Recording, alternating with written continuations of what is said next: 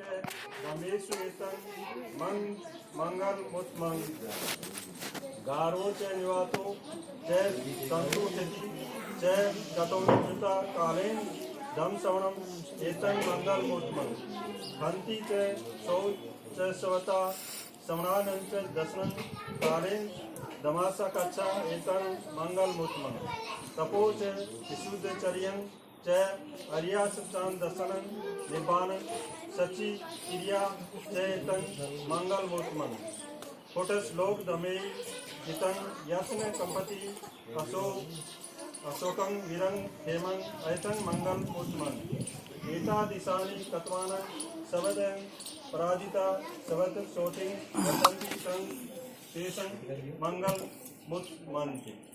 तो ये मैंने आपके सामने बुद्ध वंदना और महामंगल सूत्र का वाचन किया है।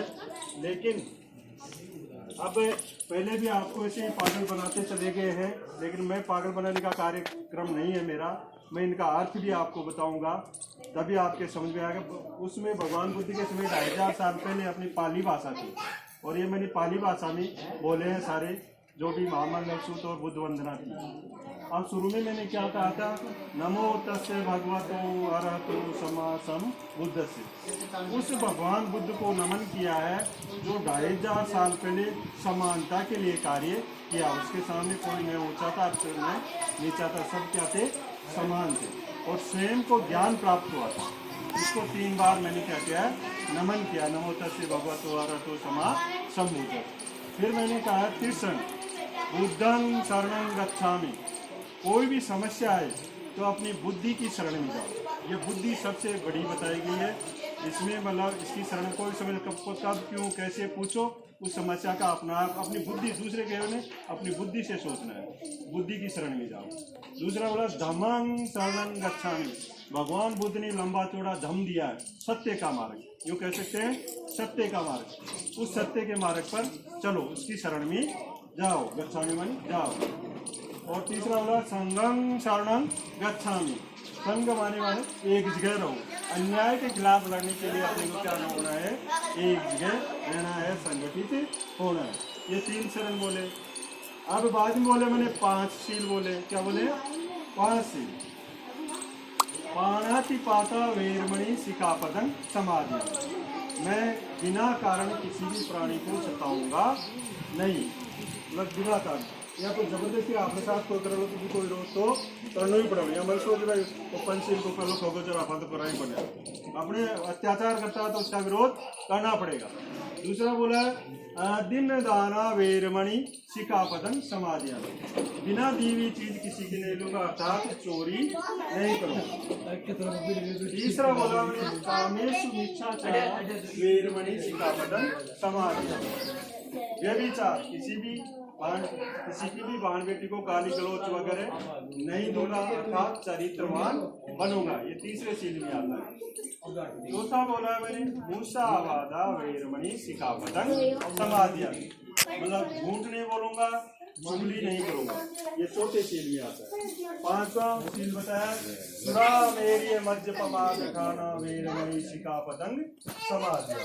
सुरा का सब जानते हो, सुरा मानी शराब। शराब और कच्ची पक्की शराब, गुटखा, मैक, अमृत, जो भी ये बीड़ी सिगरेट है, इसके किसी भी प्रकार का सेवन मैं नहीं करूंगा, इससे दूर रहूंगा। एक व्यक्ति को 5 शील का पालन करना चाहिए। और जो हरिद्वार जाकर के आए इसे कम से कम सुराम एरिया ये वाला तो इसका पालन कर लेना। कहते ना छोड़ना, ये अपने समाज के सामने छोड़ देना, उसको एक तो पालन कर लेना। 1 शील का पालन करोगे 20 नंबर, 2 शील का पालन करोगे 40 नंबर, सब जानते, 3 का 7, 4 का 80, 5 का 100। यदि एक व्यक्ति 5 शील का पालन करता है तो अपने आप दिखने लग जाता है ये आदमी है यार, अच्छा आदमी। आप देख लेना उसमें, यदि कर रहा आप गाँव में कर देंगे या नहीं, ये अच्छा आदमी, किसी से वो कोई नहीं करता। तो ये है, आपको व्यक्ति को 5 शील का पालन करना चाहिए, आचरण में उतारना है। कोई मांगना नहीं है, मांगे नहीं है, ये अपने आचरण में उतारना है, अपने जीवन में उतारना है, तब जीवन सुधरेगा। आगे बोला है सब अकुशल से अकर्ण, सब अकुशल से अकर्ण। रख दो माता जी बात को। हाँ, सब अकुशल से अकर्ण। अकुशल का होता है पाप, आप कहते हो पाप। अकुशल मानी कुशल मानी अच्छा, अकुशल मानी पाप। सब अकुशल से अकर्ण, अकुशल कार्य नहीं करूंगा, अकर्ण। कुशल से उपसंपदा, मैं कुशल रहूंगा, अच्छा रहूंगा, मतलब अच्छा रहूंगा मैं, है ना। और आगे जब कुशल से करना, कुशल से उपसंपदा सचित प्रयोजन एतन बुद्धानु शासन।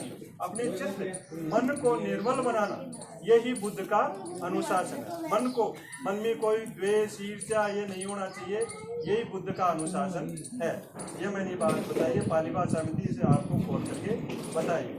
इसके साथ मैंने मंगल सूत्र भी किया है, और उसमें कुछ 2 श्लोक और थे, उसको भी बताता हूँ। अनिच्छावत संकारा उपाधेय वे दमिनो उपजित्वा निर्जति तेसंग समो सुख है। मतलब सभी संस्कार अनित्य हैं, उत्पन्न होना तथा नष्ट होना। तो प्रकृति में उत्पन्न भी होता है और नष्ट भी होता है, ये प्रकृति का नियम है। उत्पन्न होना और नष्ट होना उनका स्वभाव है। जैसे माता जी का जन्म आ रहा, तो मतलब परिनिर्वाण उनका हो गया, तो स्वभाव है उत्पन्न होकर नष्ट हो जाना ही परम सुख बताया गया। फिर बताया अभिवादनशील से निचंग बुधा चतवारो दमा वड़वंती आयु वणो सुख बला। और अभिवादन, जो अभिवादन विनम्र होता है, अभिवादन का मतलब विनम्र होता है, जो सदा वर्दों की सेवा करने वाला होता है, बुढ़ों की सेवा, बूढ़े व्यक्तियों की सेवा करने वाला होता है, उसकी 4 बातें बढ़ती है। आयु बढ़ती है उसकी, सुंदरता बढ़ती है, सुख बढ़ता है उसका, और बल बढ़ता है। तो इसलिए अपने को वृद्धों की सेवा पर ज्यादा ध्यान देना चाहिए, क्योंकि कई बार पता नहीं होता जवानों को कि बुढ़ापा भी आएगा। बुढ़ापा एक शाश्वत सत्य है, सभी के आएगा, और उस समय उसको पता, जवानी को पता नहीं होता है, लेकिन उसके बड़े बेटे को पता चल जाता है, उसको परिलक्षित हो जाता है कि अब आने वाला है, तो वो तो उसकी सेवा करता है। लेकिन आपने यदि परिवार में सिस्टम बनाए रखे, तो उस व्रत की अच्छी सेवा की सबसे तगड़ी सेवा है व्रत की सेवा करना ही होता है। वो उसी दिन के लिए पूरे जीवन भर पकता रहता है, क्योंकि जब वो असहाय हो जाता है, अब देखते छोटे बच्चे को खिलाते हैं, अपने उतनी सेवाई करते हैं, उसको वैसे उठाते हैं, पकड़ाते हैं, हाथ पकड़ के चलाते हैं, वैसे ही बूढ़े को भी वैसे ही व्रत को भी चलाना पड़ता है। तो व्रतों की सेवा करना अपना परम कर्तव्य बनता है। मैंने महामंगल सूत्र बोले हैं। महामंगल सूत्र ऐसा मैंने सुना है, एक समय तथागत श्रावस्ती ने अनाथ पिंडक द्वारा बनाए हुए जेतवन विहार में ठहरे हुए थे, और उस समय रात्रि के अंतिम पहर में एक अति स्वरूपवान जिज्ञासु व्यक्ति संपूर्ण जेतवन को आलोकित करता हुआ तथागत के पास आया और प्रणाम कर एक और खड़े होकर गाथा बोली। तथागत कल्याण चाहने वाले देवताओं और मनुष्यों ने बहुत समय लगातार चिंतन किया है, परंतु कल्याण कैसे हो व्यक्ति का, जिसे वे जान सके। इसलिए आप कृपा करके बताएं कि कल्याण प्राप्ति के लिए क्या उपाय करने चाहिए। तो उनमें ये मंगल सूत्र आते हैं, 38 मंगल सूत्र 2 करके बताया गया है, एक साथ एक करके। पहला बताया गया है इसमें मूर्खों की संगति नहीं करनी चाहिए, बुद्धिमानों की संगति करना, और वंदनीयों की वंदना करना। मतलब वंदनीय कौन है? अपने से बड़े, जो अपने को पाल पोसते हैं, अपने लिए जो अगली बातें करते हैं, वो क्या है? जैसे वंदनीय है समानता। और बोधिसत्व बाबा साहेब, उनको भी दूसरे बोधिसत्व थे। मतलब जो आज अपनी आज़ादी मिल रही है, आज मैं अपने विचार प्रकट कर रहा हूँ, वो बाबा साहेब की देन, उससे पहले भगवान बुद्ध ने बताया। और दूसरा आगे ये उत्तम मंगल है। दूसरा अनुकूल स्थान में निवास करना, ऊंचा स्थान में बढ़िया पानी का बाड़ा बनने का मुझे अनुकूल स्थान में निवास करना, पूर्व के कुशल कार्यों का संचित होना और अपने को संकल्पित करना कि ये उत्तम मंगल है। कोई भी कार्य के लिए मैं कार्य कर सकता हूँ, ये संकल्प होता है। माता पिता की सेवा करना, पुत्र पुत्री का पालन पोषण करना, या बने माता पिता सेवाएं करने भी को दायित्व बने, पुत्र पुत्री को पालन पोषण करवा को भी माता पिता को दायित्व बने जाए। और गलत व्यवसाय न करना, गलत व्यवसाय नहीं करना चाहिए, ये एक उत्तम मंगल है। दान देना, दमाचरण करना, बंधु बांधवों का आदर सत्कार करना और निर्दोष कार्य करना, चलना ये उत्तम मंगल है। दान देना चाहिए। दान कहाँ देना चाहिए? जो उसको देखना चाहिए अपना दान दिया हुआ है ये काम में आएगा या नहीं आएगा, तो सीध गए अपनी दान देना चाहिए कि अपनी आने वाली पीढ़ी के काम आ रहा है, इसको दान दे दिया, पीछे कहीं पड़ गया है, वो क्या दान है? उसको दान देने। भाई भूखा है तो खाना खा ले। दान सोचो अपने दिमाग में कि ये मेरी पीढ़ी के लिए कहीं ना कहीं काम में आ रहा है, उस जगह दान देना उत्तम मंगल है। फिर है मन, शरीर तथा वचन से अकुशल कर्म का त्याग करना। अकुशल जो करने योग्य नहीं हो वो अकुशल है। मद्यपान नहीं करना, मद्यपान सब जानते हो, दारू नहीं पीने से, शराब नहीं करना। और धार्मिक कार्य में तत्पर रहना, जैसे आज एक धार्मिक कार्य छाया बैठ जाओ पूरी, छाया में चल जाओ पूरी, इसमें तत्पर रहना चाहिए। ऐसे कार्य हो उसमें ये उत्तम मंगल है। गौरवशाली होना, गौरवशाली जिसका गौरव बढ़ने वाला हो। विनम्र होना, संतुष्ट रहना, कृतज्ञ होना और उचित समय पर धर्म का श्रवण करना। जैसे आप आज क्या कर रहे हो, धर्म का मंगल। समाशील होना, क्षमा करना, गलती हो जाए कोई चीज पर एक बार करते माफ करते उसे दूसरी बार करना भी तो अपने जो तोड़ दे। समाशील होना, मृदुभाषी होना, मीठा बोलना चाहिए, मधुर होना चाहिए। समणों का दर्शन करना, जैसे आज हम बातें कर रहे हैं, अच्छे बनते लोग आते हैं, अपने बिल्कुल लोग, उनका अपने को दर्शन करना चाहिए। उसी समय पर धार्मिक चर्चा करना भी चाहिए, उत्तम मंगल है।